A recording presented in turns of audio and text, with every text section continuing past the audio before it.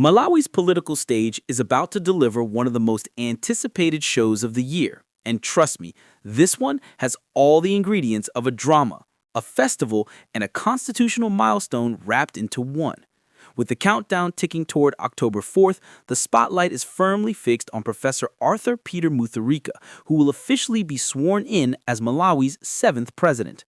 The atmosphere is charged, the preparations are in full swing, and the nation is bracing itself for a day that promises pomp, circumstance, and more than a little bit of political theater. Now, if you've been following the news, you know this is not just any ordinary inauguration. This is what the DPP is calling a return to proven leadership, a slogan that's been repeated so often you'd think it was the chorus of a trending Afro-pop song. The message is clear. Malawians, you voted for stability, you voted for experience, and you voted for a leader you already know. Whether you agree or roll your eyes at the word proven, there's no denying that this day carries enormous weight, not just for Mutharika, but for Malawi itself. And let's not forget the buildup. The press conferences, the speeches, the behind-the-scenes planning, all designed to frame October 4th as more than just a swearing-in ceremony. It's being packaged as a national celebration, a democratic milestone, and yes, a show of unity that will pull in former presidents, international dignitaries, and everyday Malawians watching from viewing centers across the country. It's the kind of event where every handshake, every song, every flag raised has a layer of symbolism baked into it. So what's really happening here? Why does this inauguration matter so much, and what details should you be paying attention to? To answer that, we're breaking it down into 10 big facts that together tell the story of October 4th, from the official date and venue to the all-star guest list, from the controversial budget questions to the symbolic theme, and from the judiciary's central role to the DPP's call for patriotic participation. Every piece of this puzzle matters. By the end of this breakdown, you won't just know what's happening on October 4th, you'll understand the significance behind it, the narratives being spun, and the impact this moment could have on Malawi's political future. So buckle up, because here are 10 facts you need to know before Peter Mutharika's big day. When you flip through a calendar, Saturday, October 4th, 2025 might look like any other weekend date, maybe a day for weddings, church events, or a long market trip. But for Malawi, it's no ordinary Saturday. It's the day Peter Mutharika will once again place his hand on the Bible, raise the other to the sky, and officially take his oath as the 7th president of the Republic of Malawi. The venue? None other than the Bingu National Stadium in Lilongwe, a location chosen not just for its size, but for its symbolism. Why does the date matter so much? First, it represents the culmination of an election season that saw Malawians head to the polls on September 16th. That date marked the people's decision, and October 4th is when that decision becomes law. It's the bridge between the ballot box and the presidential chair, a day that formally closes one chapter and opens another. In the words of DPP officials at the press briefing, this is more than ceremony. It's a historic moment that reflects the will of the people. The atmosphere reinforces this point.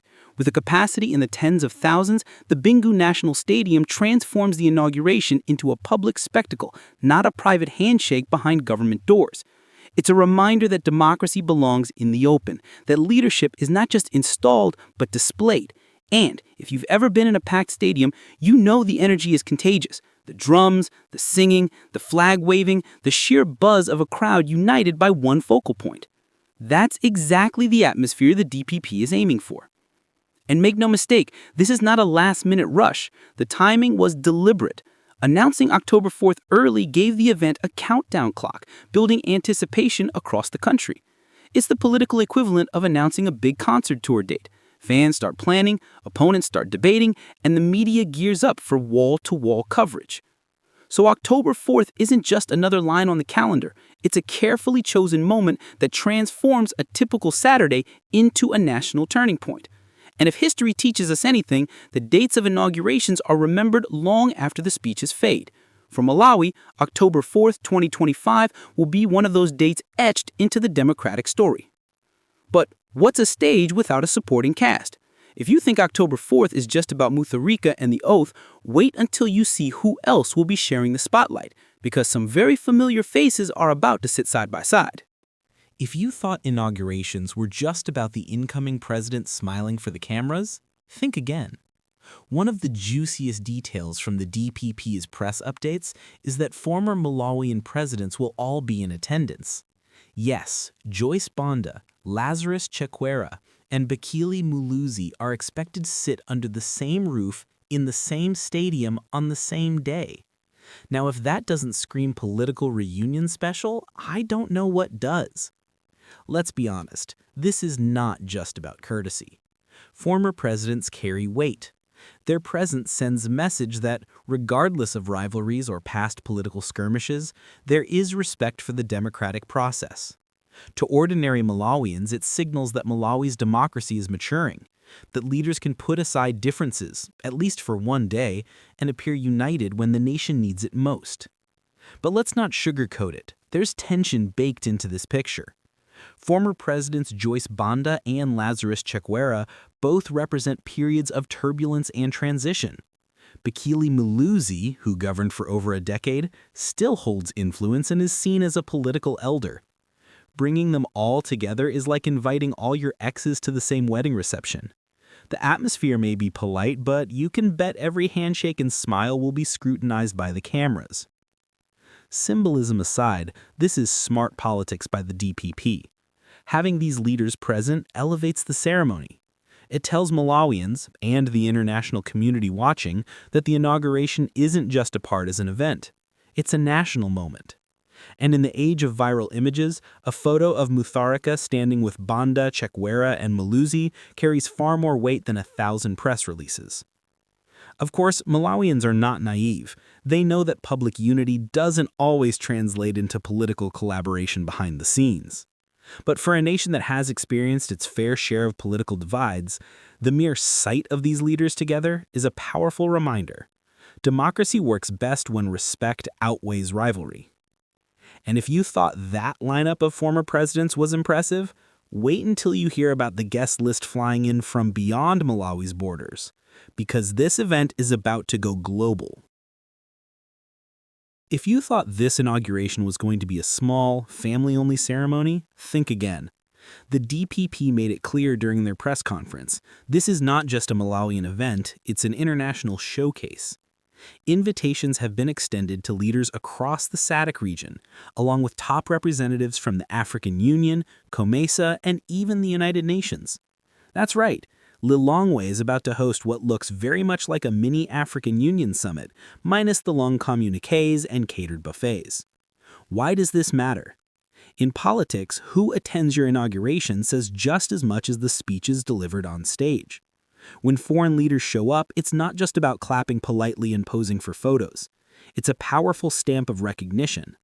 Their presence signals, we accept this leadership, we respect this process, and we're ready to engage. And for a country like Malawi, that validation matters on both the domestic and international front. Now, let's not forget the practical challenges. Hosting dignitaries isn't just about rolling out a red carpet.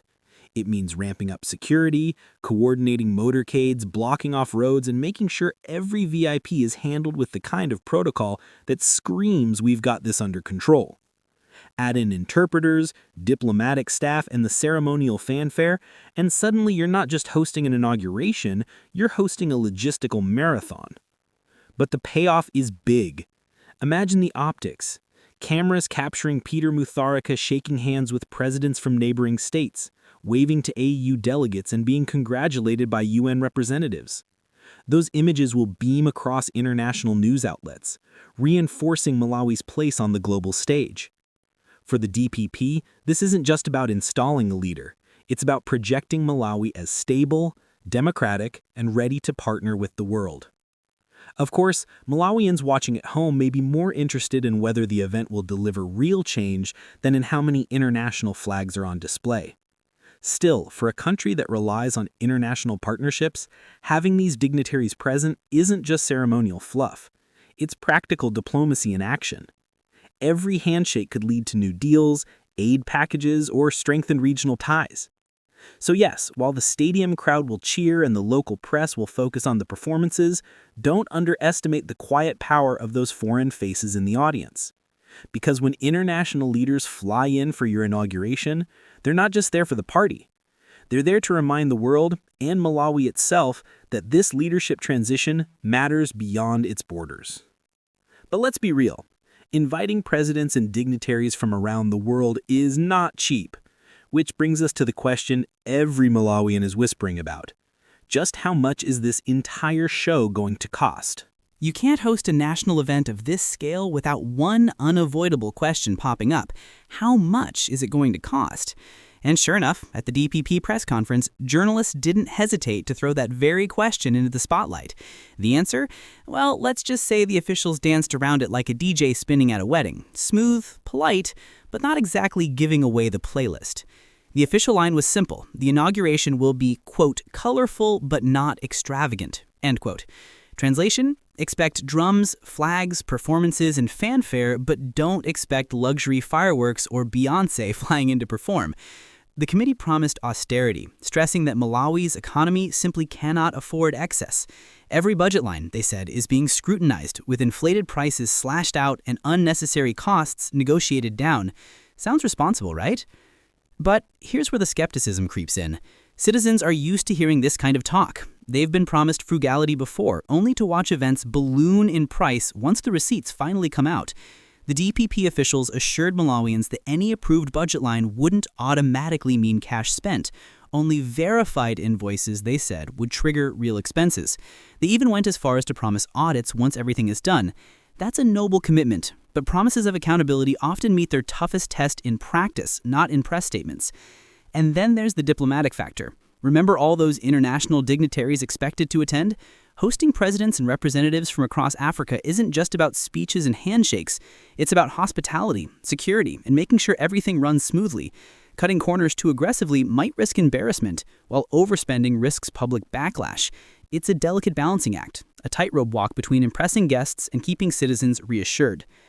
For Malawians, the real concern is simple. Will the government spend millions celebrating one day while ordinary families are still struggling with rising costs of food, fuel, and basic services? If the inauguration looks too lavish, criticism will be fierce. If it looks too dull, questions will arise about Malawi's image on the international stage. Either way, the budget is more than numbers. It's a political statement. So yes, October 4th will be colorful. Yes, it will be dignified. But whether it's truly frugal or quietly extravagant remains a story to watch long after the music stops and the stadium empties. And while the money side sparks debate, the DPP already has one message locked in, a theme designed to set the tone for the entire ceremony. And trust me, it's got everyone talking. Every big political event needs a theme.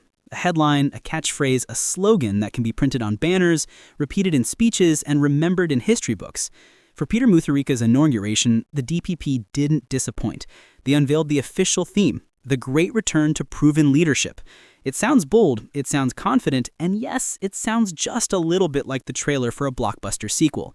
Let's unpack this. The word return is doing a lot of heavy lifting here. Mutharika isn't a newcomer. He's been here before, and the DPP wants Malawians to feel like they're not taking a gamble on the unknown. Instead, they're circling back to a leader they already know, familiar, tested, and, according to the party, reliable. In a country where economic uncertainty looms large, familiarity can be a powerful comfort. Then there's the phrase proven leadership. This is where the political branding really comes alive. The DPP is basically saying, why try something new when you already know what works? Of course, that message is double-edged. Supporters see it as reassurance, proof that experience matters. Critics, however, hear it as revisionist spin, pointing out that proven doesn't always mean perfect. For them, the slogan feels more like marketing than fact. But let's be honest, inaugurations are as much about storytelling as they are about swearing in. Themes like this are less about hard policy and more about emotional resonance. They're crafted to inspire hope, to rally the base, and to set the mood.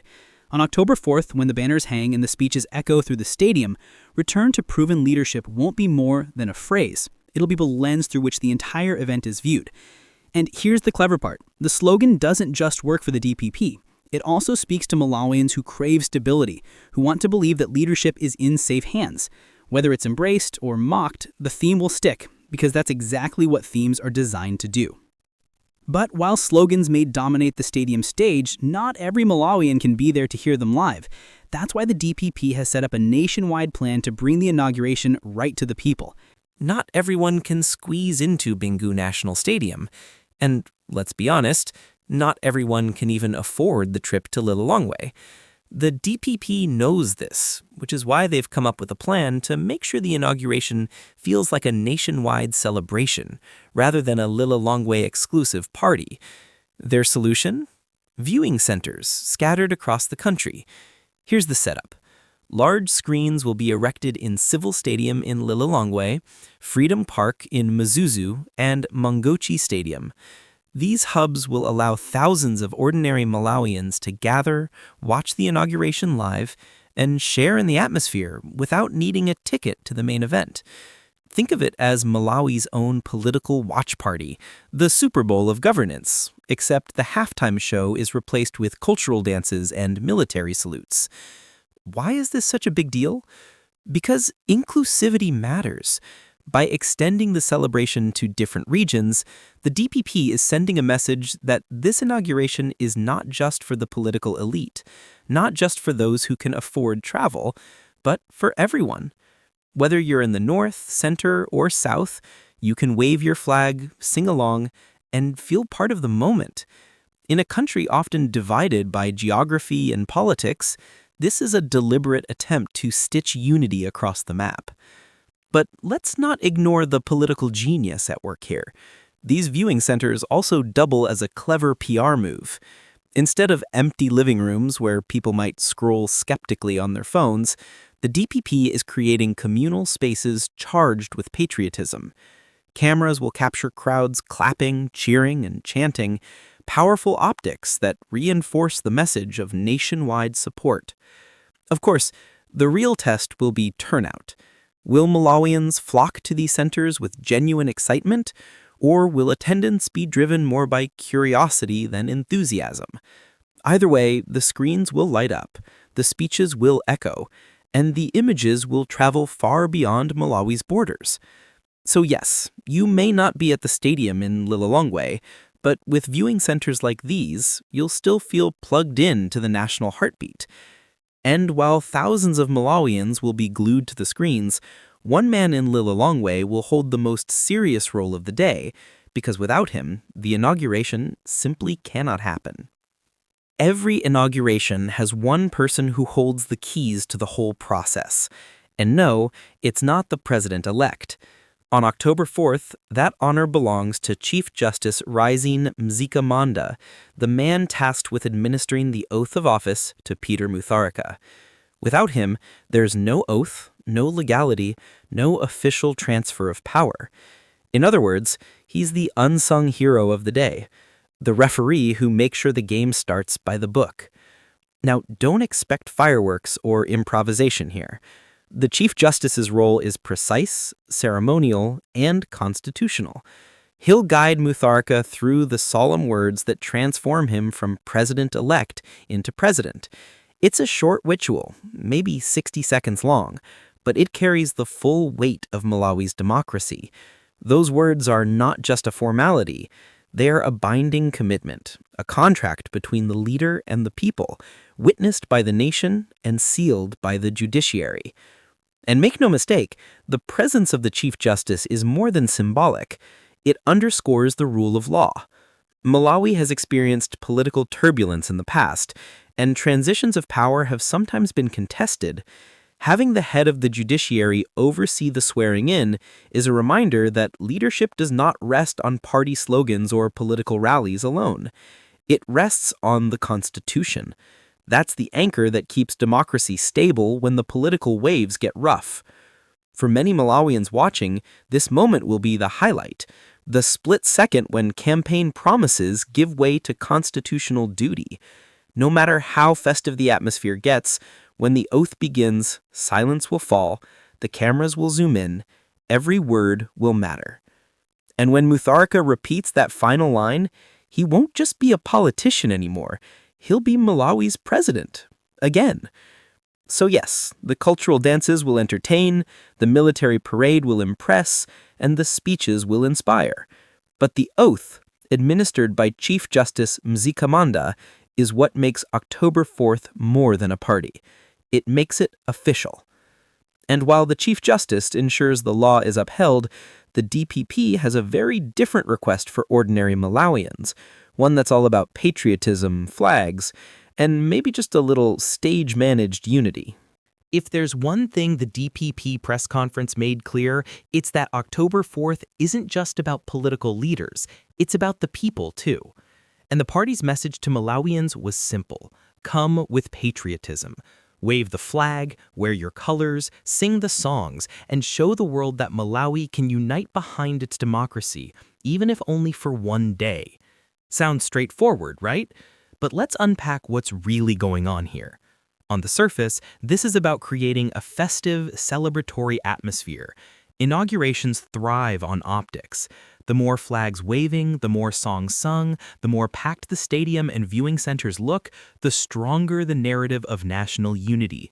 Cameras love it, foreign dignitaries love it, and the DPP certainly loves it. But patriotism isn't just about optics, it's about emotion. Leaders know that moments like inaugurations stick in the national memory. When people feel included, when they feel like they're part of something bigger, it strengthens the sense of belonging. Asking Malawians to attend patriotically is a way of saying this isn't just Mutharika's day, it's your day too. Of course, critics would argue there's also a political strategy here. A stadium full of flag-waving citizens sends a powerful message, not just of unity, but of legitimacy. It tells the world that this leadership has the backing of its people. Skeptics might see this as stage-managed, a carefully curated image meant to drown out dissent. But even they would admit the visuals matter. And let's not forget the timing. Malawi, like many nations, has faced its fair share of challenges: economic strain, political divides, and social pressures. A burst of patriotism, even if just for a day, can help reset the mood. It's a chance for Malawians to remind themselves and the watching world that despite their struggles, they share a common identity, a common destiny, and a common pride. So on October 4th, expect to see seas of red, black, and green. Expect to hear cheers and songs, and expect the cameras to beam those images far and wide, because in politics, patriotism isn't just a feeling, it's a performance, and on this stage, every citizen is part of the cast. But as patriotic as the day may be, journalists weren't about to let the DPP off easy. They pressed on the one issue that never fails to stir controversy: the budget. If there's one group of people who never let a press conference slide without poking holes, it's journalists. And true to form, during the DPP's big briefing, they zoomed in on the question Malawians everywhere were already whispering about: just how much will this inauguration cost?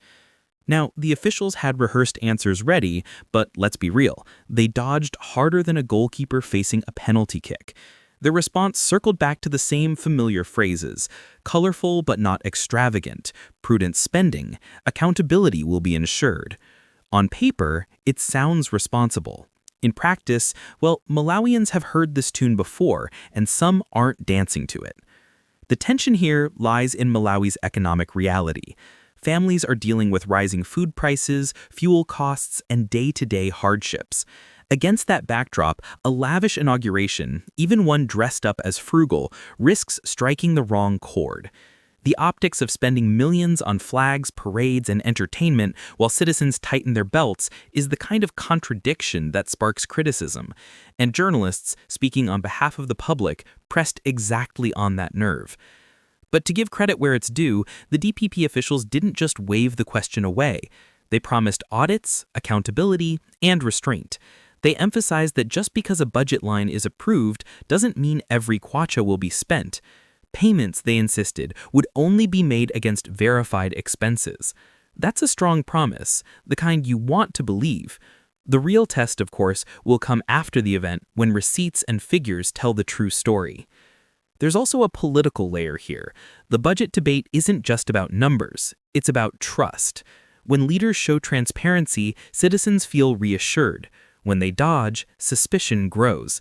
By pressing this issue so relentlessly, journalists reminded everyone that patriotism and unity are wonderful, but accountability is non-negotiable. So while the parades and performances will grab headlines on October 4th, watch carefully for what happens after the dust settles. Will Malawians be shown a lean, well-managed budget, or will controversy erupt over hidden extravagance? That's the cliffhanger journalists have left us with. And that brings us to the final and perhaps most important fact of all. Because beyond the flags, the budgets, and the slogans, this day is ultimately about something bigger than Peter Mutharika himself. When the dust settles, the flags come down, and the music fades, one truth will stand tall. October 4th isn't just about Peter Mutharika. It's about Malawi. It's about the nation's ability to organize, transition, and celebrate democracy in a way that reflects not just a leader's triumph, but the people's will. Think about it. Inaugurations aren't designed just for the man taking the oath. They're meant for the millions watching at home, the thousands in the stands, and the international community tuning in to see how Malawi handles its big democratic moments. The ceremony is, at its core, a mirror of the nation. It shows what Malawians value, what they stand for, and how they want to be seen on the global stage. For the DPP, of course, October 4th is also a chance to cement its narrative that Mutharika's return signals stability, maturity, and a renewed sense of direction. But for ordinary citizens, the meaning may be more nuanced. Some will cheer, hopeful that this return to proven leadership really does bring solutions to their everyday struggles. Others will watch with cautious eyes, skeptical of slogans and waiting to see if action matches the promises. And that's the beauty and challenge of democracy. Everyone brings their own perspective, but the day still belongs to the nation as a whole. Internationally, the inauguration will be a statement that Malawi is steady, functional, and united in its democratic tradition. In a region where transitions of power don't always come peacefully, Malawi's inauguration becomes more than just a local event. It becomes a regional example, a story of continuity and order. So yes, the spotlight will shine on Peter Mutharika as he raises his hand for the oath. Yes, the cameras will capture every smile and handshake. But the deeper story is about Malawians themselves, their resilience, their unity, and their commitment to democracy. October 4th is a page in Mutharika's story, but more importantly, it's a chapter in Malawi's history. And that's the final piece of the puzzle, 10 facts that bring the October 4th inauguration into focus. But before we sign off, let's talk about what this all means for you, the viewer, and why your role in Malawi's democratic story is just as important as the leaders on stage. So there you have it, 10 facts, 10 puzzle pieces, 10 angles that together paint the full picture of Malawi's October 4th inauguration. From the carefully chosen date at Bingu National Stadium, to the political reunion of former presidents, to the international guest list and the budget tightrope, we've unpacked every corner of this story. We've looked at the slogan, the viewing centers, the Chief Justice's critical role, the patriotic call to citizens, the journalists pressing tough questions, and finally the reminder that this day belongs not just to Mutharika, but to Malawi itself. But here's the thing. Ceremonies are only the beginning. They're the opening act, the photo op, the national spectacle. The real work of leadership begins the moment the microphones are switched off, the chairs are folded away, and the last drumbeat fades. That's when Malawians will start asking the tough questions. Will this return to proven leadership deliver real change? Will the promises of accountability, prudence, and stability hold up against the daily struggles of families trying to put food on the table? Will patriotism on Inauguration Day translate into policies that lift every region of the country? Those are the questions that matter long after the flags stop waving. And yet, we shouldn't underestimate the power of moments like October 4th. These national rituals unite people, if only briefly. They remind citizens that democracy is alive, that leadership is bigger than one man, and that Malawi has a story worth sharing with the world. Whether you watch from the stadium, from a viewing center, or from your phone at home, you're part of that story. Now it's your turn. What do you think? Is this truly a great return to proven leadership, or just a polished rerun of old politics? Will October 4th mark a fresh beginning, or simply a symbolic page turn? Drop your thoughts in the comments. We want to hear every perspective. And don't forget, hit that subscribe button, ring the notification bell, and stay locked on Global Pulse News. Because while inaugurations may end in a single day, the story of governance, accountability, and democracy never stops, and neither do we. Stay sharp, stay curious, and stay engaged. Because October 4th may belong to Mutharika, but Malawi's future? That belongs to you.